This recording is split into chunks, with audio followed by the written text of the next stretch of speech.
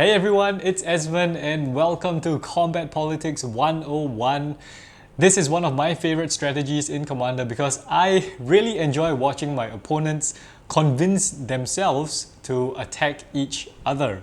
And that's what Combat Politics is all about. There is a difference between convincing them to attack each other versus forcing them to attack each other. That's more of a forced combat theme rather than, the political mind games that I enjoy. And trust me, forcing people to do things that they may not want to do is going to make you the villain, which is not what we want. That being said though, forced combat can be a very good sub-theme or even an overlapping theme in a political combat strategy. So I'm going to keep it simple. These are the two things that I found are the most effective in a political combat strategy. Number one, reward your opponents for attacking each other, and number two, give them good reasons not to attack you. That's it. Reward them and give them good reasons not to attack you. So the best rewards, for example, are cards that actually give your opponents mana advantage or card advantage when they attack one of your opponents. Keep in mind that all these cards benefit you as well. So cards like Curse of Opulence, Curse of Hospitality, Curse of Verbosity, all these three curses are really good, giving mana advantage, card advantage that benefit you as well as the player attacking the cursed player. Creatures like Breena, like Karazikar, like Edric, Spymaster of Trest, all these cards give your opponents the sweet lure of card advantage, and they are just really fantastic, tangible rewards that your opponents can see for themselves. You can also reward them by making their creatures stronger only when they attack one of your opponents. So once again, Curse of Hospitality gives them Trample, Frontier Warmonger giving them Menace, Gahiji, Honored One, it's okay, it gives them a +2 power buff, and cards like that.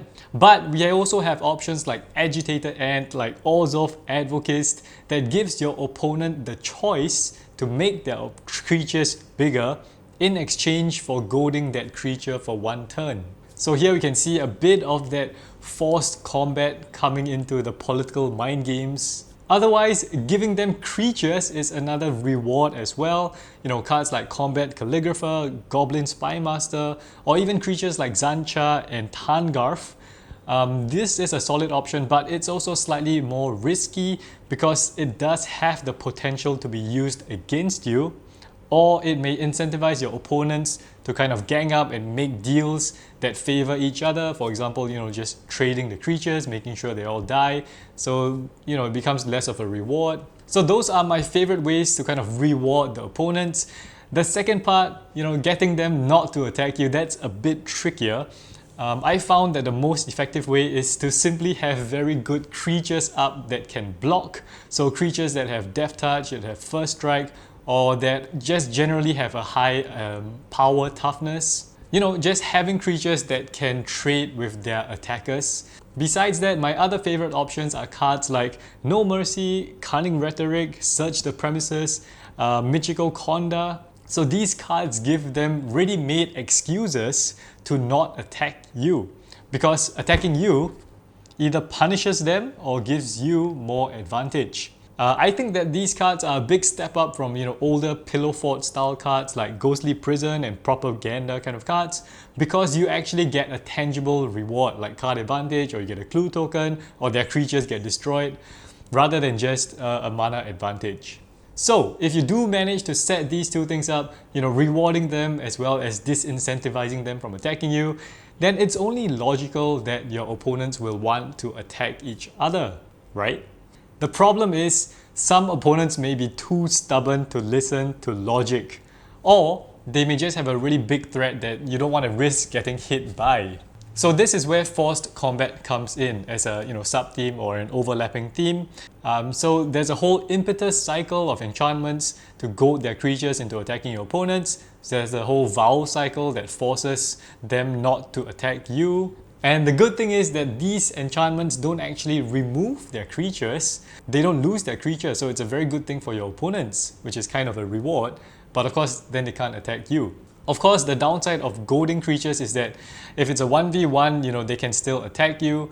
But in general, goading creatures are going to be fine for this purpose. And some other good repeatable goad effects include things like Geode Ranger, Vengeful Ancestor, I love that card, Marisi, Breaker of the Coil, all fantastic repeatable goad effects. There are a bunch of others as well. So this is how I prefer to kind of incorporate forced combat into the whole political combat strategy. And that's about it for the combat politics strategy in general. I just want to talk quickly about what commanders are best for this kind of strategy. And I've already mentioned a whole bunch of legendary creatures. Personally, I find that the most powerful political combat commander, in a vacuum, is actually Breena, the Demagogue. I actually just played that commander on the last episode of Quintessential Commander. You can go check it out. It was insane. And the thing is that it instantly rewards your opponents with a card, with card advantage when they attack one of your opponents, while making Breena even bigger because you get to put 2+1 counters on her. She becomes just this huge flying blocker that's so difficult to attack into. So yeah, it just embodies the whole two things that I was talking about, rewarding your opponents and giving them reasons not to attack you. However, my favorite political combat commander is actually Queen Marchesa. The Monarch mechanic is another political tool that you can use to your advantage. It's a bit trickier to use. You really have to play around with it to figure out how best you want to use it. But the same thing, Monarch gives your opponents card advantage, and Queen Marchesa with Death Touch, or making those small little 1/1 Death Touch creatures, makes it very difficult for your opponents to attack into you unless they want to lose their creatures. So yeah, like I said, this is one of my favorite themes in Commander. I hope you all enjoyed this quick 101 introduction to combat politics. And let me know in the comments below if you want to see more videos like this, where I'm kind of trying to talk about bigger themes in Commander rather than focusing on specific commanders and doing specific deck techs. Otherwise, please subscribe if you enjoyed it, like the video, leave a comment down below, and I will see you next time. Bye.